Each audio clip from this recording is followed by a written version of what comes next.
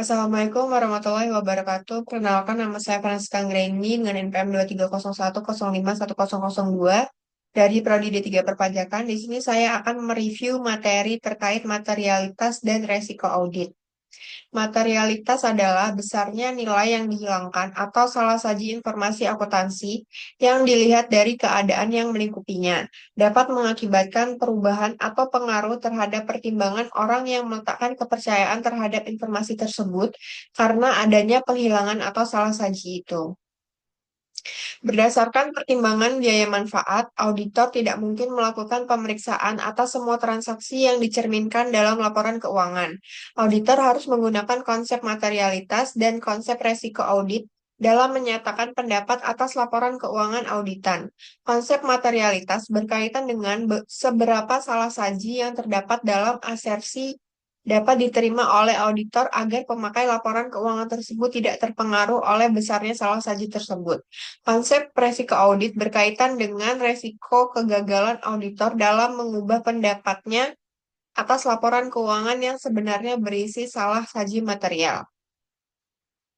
Materialitas dibagi menjadi dua golongan, yaitu yang pertama ada materialitas pada tingkat laporan keuangan, dan yang kedua ada materialitas pada tingkat saldo akun. Kemudian di sini ada pengertian resiko audit. Resiko audit adalah resiko yang terjadi dalam hal auditor tanpa disadari tidak memodifikasi pendapatnya sebagaimana mestinya atas suatu laporan keuangan yang mengandung salah saji material. Resiko audit digolongkan menjadi dua, yaitu yang pertama ada resiko audit keseluruhan dan resiko audit individual. Kemudian di sini ada komponen resiko audit, SAS atau Statement on Auditing Standards nomor 47 AU 312.20 menyatakan bahwa resiko audit terdiri dari tiga komponen, yaitu yang pertama ada resiko bawaan, merupakan kerentanan asersi terhadap salah saji yang material dengan mengasumsikan bahwa tidak ada pengendalian yang berhubungan. Resiko salah saji seperti ini lebih besar dalam beberapa asersi laporan keuangan dan saldo-saldo atau pengelompokan yang berhubungan daripada yang lainnya. Resiko ini mempertimbangkan pada tahap perencanaan audit. Kemudian yang kedua ada resiko pengendalian, merupakan resiko bahwa suatu salah saji yang material akan terjadi dalam asersi tidak dapat dicegah atau dideteksi secara tepat waktu oleh pengendalian perusahaan.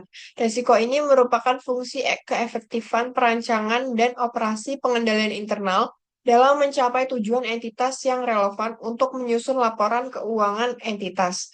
Kemudian yang ketiga ada resiko deteksi, merupakan resiko bahwa auditor tidak dapat mendeteksi salah saji yang material dalam suatu perusahaan. Risiko ini merupakan fungsi keefektifan prosedur audit dan aplikasinya oleh auditor. Kemudian di sini untuk menilai resiko kecurangan, auditor mengumpulkan informasi untuk menentukan luasnya keberadaan kondisi kecurangan. Tiga kondisi yang pada umumnya sering muncul saat salah saji yang disebabkan oleh kecurangan adalah yang pertama, insentif atau tekanan, kemudian yang kedua ada kesempatan, kemudian yang ketiga karena perilaku atau rasionalisasi. Untuk menilai luas di mana ketiga kondisi kecurangan ini hadir, auditor harus mempertimbangkan hal-hal berikut. Yang pertama, faktor risiko khusus yang berhubungan dengan pelaporan keuangan yang curang dan penyalahgunaan aktiva. Yang kedua, semua informasi yang diperoleh mengenai perusahaan dan industrinya. Yang ketiga, respon pertanyaan auditor dari manajemen tentang pandangan mereka tentang risiko kecurangan serta tentang program dan pengendalian untuk membahasnya. Yang keempat, hasil prosedur analitis yang diperoleh secara selama perencanaan menunjukkan kemungkinan tidak jujur. Kemudian yang kelima, pengetahuan yang diperoleh melalui hal seperti penerimaan klien dan keputusan retensi. Saat salah saji akibat kecurangan teridentifikasi, maka auditor dapat meresponnya dengan tiga cara, yaitu yang pertama, merancang dan melakukan prosedur audit untuk mengarah kepada resiko kecurangan yang teridentifikasi. Kemudian yang kedua, Mengubah keseluruhan perilaku dari audit untuk merespon resiko kecurangan yang teridentifikasi. Kemudian yang ketiga, melakukan prosedur untuk mengarahkan resiko manajemen menguasai kontrol.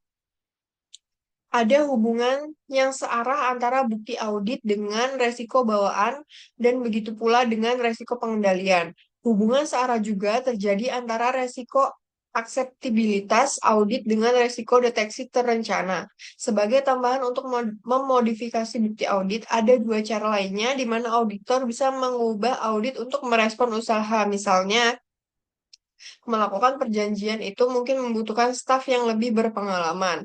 Perjanjian akan ditelaah kembali lebih teliti daripada biasanya. Dalam kondisi seperti ini, auditor harus melakukan pendekatan dengan dua langkah, yaitu yang pertama, auditor harus merevisi penilaian awal tentang tingkat resiko yang tepat.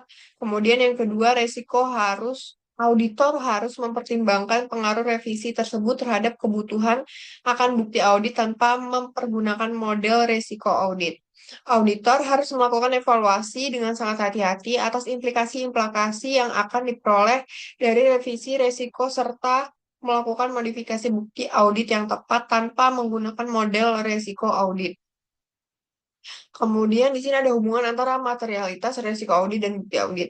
Berbagai kemungkinan antara materialitas, resiko audit dan bukti audit adalah sebagai berikut. Yang pertama, jika auditor mempertahankan resiko audit konstan dan tingkat materialitas dikurangi, auditor harus menambah jumlah bukti audit yang dikumpulkan. Kemudian yang kedua, jika auditor mempertahankan tingkat materialitas konstan dan mengurangi jumlah bukti audit yang dikumpulkan, resiko audit menjadi meningkat. Kemudian yang ketiga, jika auditor menginginkan untuk mengurangi resiko audit, auditor dapat menempuh salah satu dari tiga cara berikut. Yang pertama, menambah tingkat materialitas, sementara itu mempertahankan jumlah bukti audit yang dikumpulkan. Yang kedua, menambah jumlah bukti audit yang dikumpulkan, sementara itu tingkat materialitas tetap dipertahankan. Kemudian yang ketiga, menambah sedikit jumlah bukti audit yang dikumpulkan dan tingkat materialitas secara bersama-sama. Baik, sekian yang dapat saya sampaikan. Untuk kurangnya saya mohon maaf, saya akhiri. Wassalamualaikum warahmatullahi wabarakatuh.